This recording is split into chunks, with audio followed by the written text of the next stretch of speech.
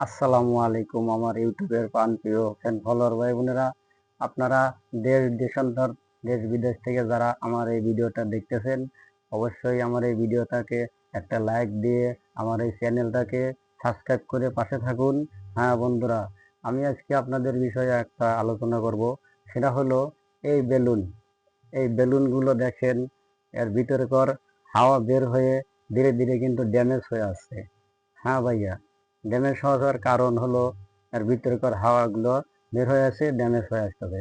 ঠিক তেমনি আমাদের এই দেশে যে গরমটা পড়ছে, এই গরমে সব মানুষেরই কিন্তু শরীরের ঘাম বের হয়ে লবণ জাতীয় বের হয়ে আসে।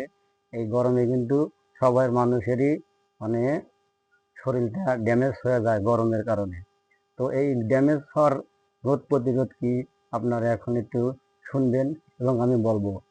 এই ড্যামেজ হওয়ার রোধ প্রতিরোধ হলো, আপনারা সব সময় লেবুর রস এবং স্যালাইন খাবেন।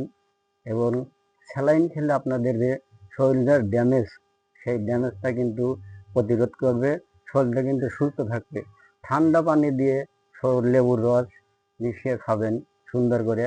এই দেখেন, এই যে আমিও লেবুর রস বানাচ্ছি, সুন্দর করে আমি খাচ্ছি।